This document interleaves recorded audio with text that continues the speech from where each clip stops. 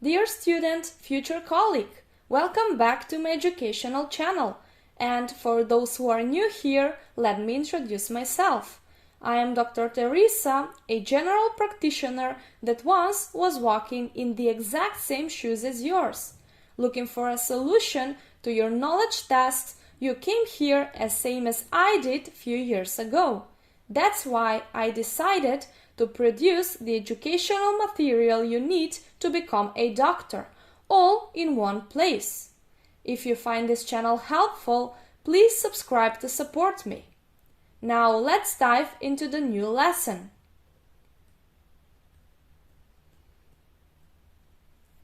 Whenever you have to read an ECG, you have to determine 5 things, step by step. Those are heart rate, axis, rhythm, hypertrophy, and infarction. Those are the basics. When you master these 5, you sure can upgrade your knowledge further to be able to detect other conditions such as electrolyte imbalance. But for now, let's focus only on these 5. So, whenever you have to read an ECG, you always start with determining the heart rate first. The number of heartbeats within a minute represents the heart rate. It defines the speed of the heart. This topic is not just a number. It is so important that sometimes the patient's life depends on it. Soon, we will see why. The range of the normal heart rate is 60 to 100 beats per minute. There are several methods for determining the heart rate. I will explain just 4 that I personally find the easiest. The first and the second are used when we have a regular rhythm. When calculating the heart rate, you have to look at the R waves. Let's explain the first method. For the first method, find an R wave that falls on a heavy black line. That is going to be your starting point. Then look for the next R wave. The heavy black lines between these two R's are to be counted. The first heavy black line after the starting point counts as 300 beats per minute. The second as 150 beats per minute. The third as 100 beats per minute. The fourth as 75 beats per minute. The sixth as 60 beats per minute. And the seventh as 50 beats per minute. You should memorize these numbers by heart. Okay, once again, 300, 150, 100, 75, 60, and 50. Repeat them out loud until they come natural. Let's now go to the second method. The second method is called the 300 method. Again, for this method, you have to look for 2 consecutive R waves. The first has to fall on a heavy black line. Then, you have to count the number of large squares between the 2 R waves.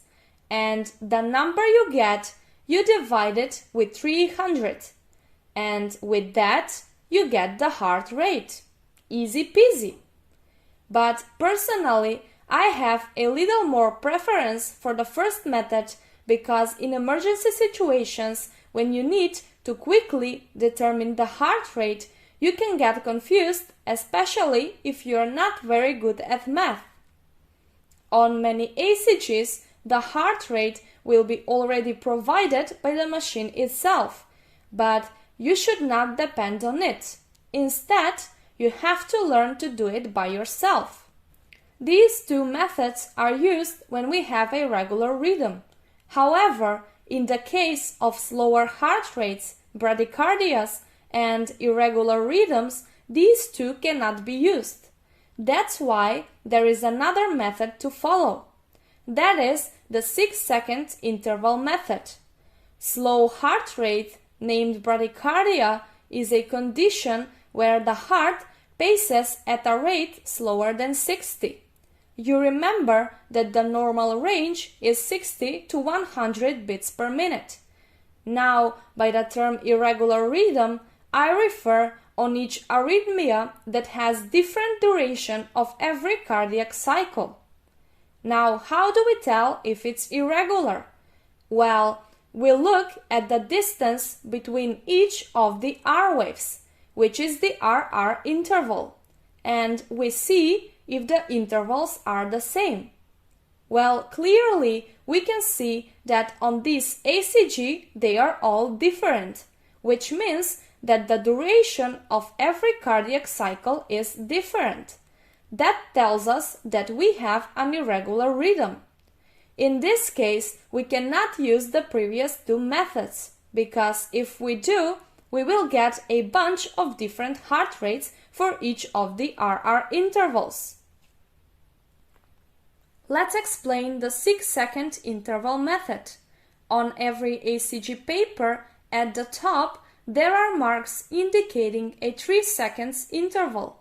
So, for a 6 seconds interval, we have to take 2 consecutive marks. And then, we have to count the number of R waves between the marks. Then, we multiply the counted number of R waves with 10. The number we get is the average heart rate. I say average because, as previously explained, the heart paces with different speed each time, and every RR interval will have a different heart rate. This 6 seconds interval indicates the amount of paper that the ECG machine uses in 6 seconds. And because we normally count the heart rate for 1 minute, we multiply the number of cycles within the 6 seconds with 10. And with that, we get the number of cycles within 60 seconds. So, cycles per 6 seconds multiplied by 10 gives the actual heart rate. Easy peasy, that's it. And now, if there is a case where you don't have the marks on the top of the ECG paper that indicate the 3 seconds interval, I have a backup plan for you. You can count 30 large squares, which is again 6 seconds interval. If you remember, one large square is 0.2 seconds. 0.2 seconds multiplied by 30 equals 6. Then, as usual, you count the number of R waves and you multiply the number with 10. That's it. And with that, you get the heart rate. So, congratulations! Now you've learned the first step in reading the ECG paper. My advice for you is to always follow the pattern above. I remember I used to struggle with where to start every time I had to read an ECG. I thought that I would have the answer immediately after looking at the paper, but that was not the case. I hope that you find this video helpful, and if yes, please subscribe to support me.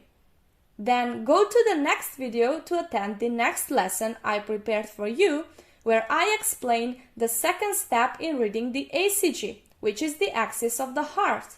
Thank you for watching, and I hope to see you again.